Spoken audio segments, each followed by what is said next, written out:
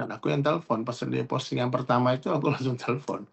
Oh. Habis ku telepon tiba-tiba hilang kan, aku pikir gara-gara aku, ternyata balik lagi. Ternyata memang itu ada masalah postingan. Iyalah, aku rasa ini masalah, tidak perlu dibahas lagi di sosmed, karena itu kan, masalah lama kan. Nah, jadi kita fokus ke persoalan-persoalan baru aja, itu menurutku ya. Tapi Mas Dani dia tentu punya dalil, punya alasan sendiri untuk melakukan itu, ya kita hormatilah.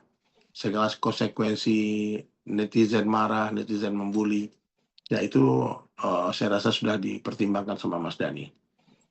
Yang satu aku bilang Mas Dani itu orang baik. Dia orang baik, Bunda Maya juga orang baik, Teh Mulan juga orang baik.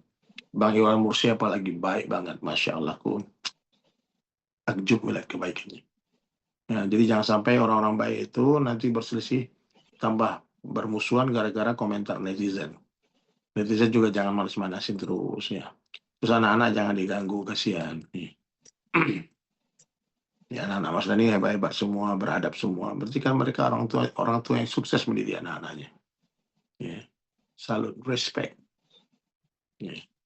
Oke, bahkan bisa dibilang tuh, setelah postingan yang pertama hilang, Pak D juga memposting bisa dibilang part 2-nya nih, Pak Ustadz. Mungkin, sempat cerita nggak sih alasan dia untuk memposting yang part 2 ini? Apalagi kan bisa dibilang kan memercikan, kepanasan lagi ya Pak Ustadz. Nggak ada alasan apa-apa. Mas Dani dia cuma meluruskan aja katanya. Kan dibilang ada KDRT, terus dibilang nggak ada, aku nggak lakukan itu. Itu buktinya ada. Itu aja. Nah, ya udahlah, semua orang masih berhak dengan pemikiran masing-masing, dengan sudut pandang yang berbeda-beda. Tapi saya yakin semua niatnya baik semua. Dan mudah-mudahan ke depannya silaturahmi lagi, bahagia bersama, damai bersama. Sudah punya keluarga masing-masing kan, tidak ada alasan lagi untuk tidak nyambung silaturahmi. Sambunglah silaturahmi, maka Allah akan bersama dengan kita. Oke, tapi Itu Pak aja mungkin. Ustadz sempat dengar nggak Pak Ustadz bahwa hari ini Pak Ade Ahmad Dhani sempat mengunjungi KPAI bersama Mbak Mulan juga. Nih mungkin Iya, sempat cerita nggak sih apa alasan beliau ingin ke KPAI sendiri Pak? Mas Dani mau melindungi anak-anaknya, wajar lah.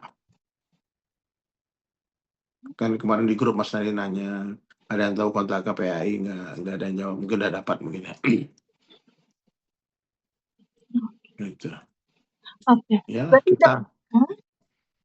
kita memahami lah kesedihan beliau, kok nggak selesai-selesai, kok anak-anak masih dibully dan sebagainya.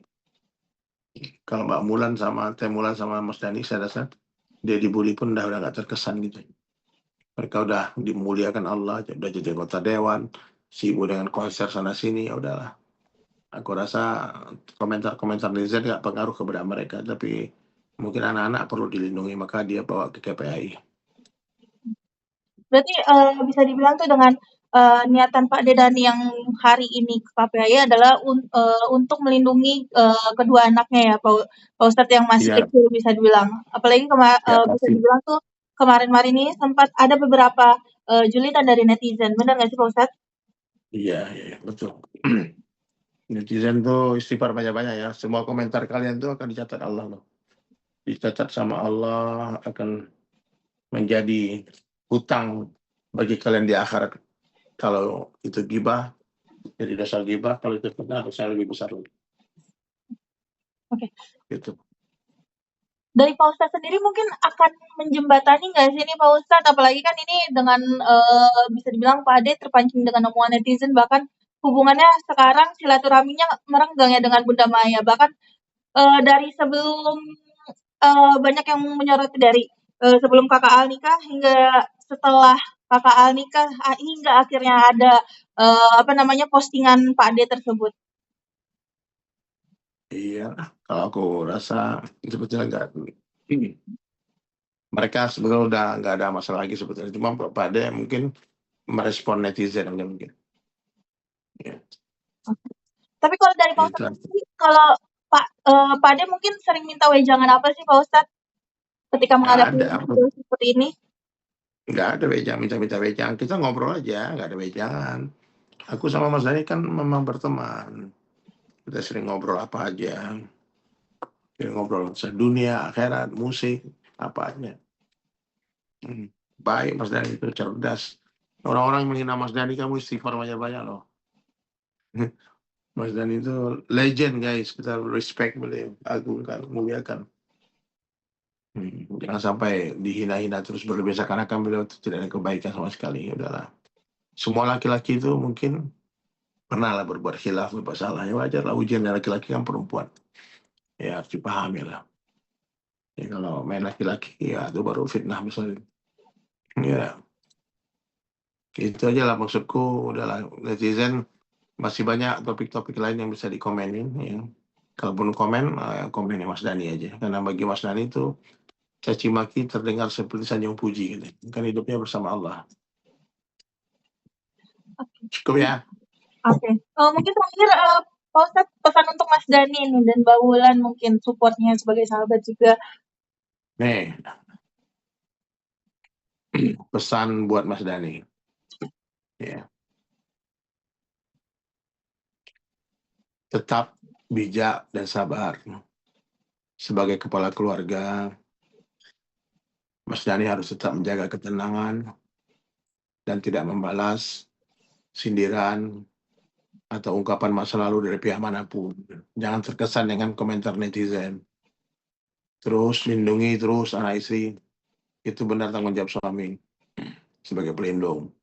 Bukan hanya fisik tapi juga batin. Mas Dhani harus terus menenangkan Teh Mulan dan anak-anak dengan perhatian, bimbingan agama, dan kasih sayang. Yang paling penting. Nah, terus jangan larut dalam konflik masa lalu. Konflik lama. Masa lalu itu cukuplah jadikan pelajaran. Bahkan bukan dijadikan bahan pertengkaran baru. Jadi jadikan itu sebagai titik tolak untuk jadi pribadi yang lebih baik lagi. Jadi pesanku Mas gitu. Udahlah, masih banyak masalah-masalah baru yang bisa dijadikan konflik, bukan masalah lama. Masalah lama udah biarin dah.